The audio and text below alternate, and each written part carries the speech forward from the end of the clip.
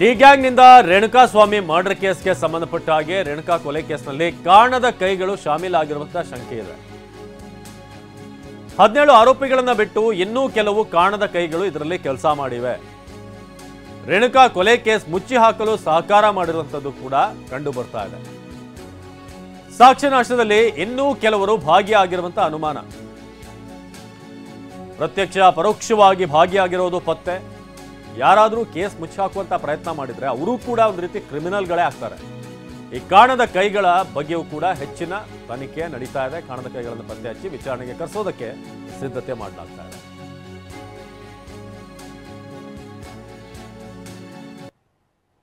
ರೇಣುಕಾ ಸ್ವಾಮಿ ಕೇಸ್ನಲ್ಲಿ ಈ ಶೆಡ್ಗೆ ಆರೋಪಿ ಪ್ರದೋಷ್ ಜೊತೆಗೆ ಒಬ್ಬ ವ್ಯಕ್ತಿ ಬಂದಿದ್ದ. ಆ ವ್ಯಕ್ತಿ ಯಾರು ಅನ್ನೋದು ಪ್ರದೋಷ್ಗೆ ಮಾತ್ರ ಗೊತ್ತು. ಕಾಣದ ಕೈ ನಂಬರ್ 1 ಪ್ರದೋಷ್ ಯಾರನ್ನ ಕರ್ಕೊಂಡು ಬಂದ, ಆ ವ್ಯಕ್ತಿ ಯಾರು? ರೇಣುಕಾ ಹತ್ಯೆ ಕೇಸ್ನಲ್ಲಿ ಆತನನ್ನ ಪ್ರದೋಷ್ ಯಾಕೆ ಅಲ್ಲಿಗೆ ಕರೆದುಕೊಂಡು ಬಂದ? ಇಂಥ ಹಲವಾರು ಪ್ರಶ್ನೆಗಳು ಪೊಲೀಸರನ್ನ ಕಾಡ್ತಾ ಇದೆ. ಹತ್ಯೆ ಕೇಸ್ನಲ್ಲಿ ಆ ವ್ಯಕ್ತಿಯ ಪಾತ್ರ ಏನು? ಯಾಕೆ ಈತ ಪ್ರದೋಷ್ ಜೊತೆ ಬಂದ? ಕಾಣದ ಕೈ 2 ಆರೋಪಿ ಧನರಾಜ್ ಸಹ ಶೆಡ್ಗೆ ಬೇರೆ ವ್ಯಕ್ತಿಯೊಬ್ಬನ ಜೊತೆ ಬಂದಿದ್ದ. ಆರೋಪಿ ಧನರಾಜ್ ಜೊತೆ ಬಂದಿದ್ದಂಥ ಆ ವ್ಯಕ್ತಿ ಯಾರು? ಇದು ಕಾಣದ ಕೈ ನಂಬರ್ 2.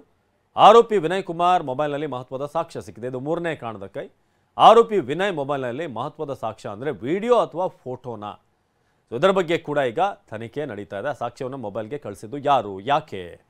ಇಂಥ ಆ್ಯಂಗಲ್ಗಳಲ್ಲೂ ಕೂಡ ಈಗ ಸಂಶಯಗಳಿದೆ. ಕಾಣದ ಕೈ 4 ಹತ್ಯೆ ನಡೆದ ಶೆಡ್ನ ಕೆಲಸಗಾರರಿಗೆ ಸಾಕ್ಷ್ಯ ಹೇಳದಂತೆ ಆಮಿಷ ಒಡ್ಡಿದ್ದು ಯಾರು?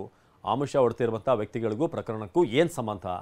ಇಂಥ ಪ್ರಶ್ನೆಗಳಿದೆ. ಆರೋಪಿಗಳ ಜೊತೆ ಆ ವ್ಯಕ್ತಿಗಳಿಗೆ ಇರುವಂಥ ನಂಟೇನು? ಇದು ಕಾಣದ ಕೈ 4 ಅಸಲಿಗೆ ಆಮಿಷ ಒಡ್ಡುತ್ತಿರುವಂಥ ಆ ವ್ಯಕ್ತಿಗಳು ಯಾರು? ಆರೋಪಿ ಕೇಶವಮೂರ್ತಿಗೆ ಶರಣಾಗಲು 5 ಲಕ್ಷ ಹಣವನ್ನು ನೀಡಲಾಗಿತ್ತು. 5 ಲಕ್ಷ ಹಣ ಕೊಟ್ಟಿದ್ದಾರೆ ಕೇಶವಮೂರ್ತಿಗೆ. ಆದರೆ ಕೇಶವಮೂರ್ತಿಯ ಹಣವನ್ನು ತನ್ನ ಸ್ನೇಹಿತನಿಗೆ ನೀಡಿದ್ದ. ಹಣ ಪಡೆದಂಥ ಕೇಶವ್ ಸ್ನೇಹಿತ ಯಾರು? ಯಾರಿಗೆ ಕೇಶವ್ ಈ ಹಣವನ್ನು ಕೊಟ್ಟಿದ್ದ?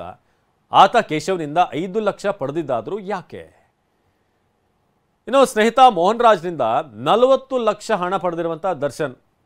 ಸ್ನೇಹಿತ ಮೋಹನ್ ರಾಜ್ನಿಂದ ಕೊಲೆ ಕೇಸನ್ನು ಮುಚ್ಚಾಕೋಕೆ ಖರ್ಚಿಗೆ ಹಣ ಬೇಕಾಗುತ್ತೆ ಅಂತ ದರ್ಶನ್ 40 ಲಕ್ಷ ಹಣವನ್ನು ಹಾಕಿಸ್ಕೊಂಡಿರೋದು ಕೊಲೆ ವಿಚಾರ ಗೊತ್ತಿದ್ದು. ಮೋಹನ್ ರಾಜ್ ದರ್ಶನ್ಗೆ ಹಣ ಕೊಟ್ರ ಅಥವಾ ಬೇರೆನಾದರೂ ಕಾರಣ ನೀಡಿ ಮೋಹನ್ ರಾಜ್ ಹಣ ಕೊಟ್ಟಿರೋದಾ? 40 ಲಕ್ಷ ಕೊಟ್ಟಂತ ಈ ಮೋಹನ್ ರಾಜ್ ಯಾರು?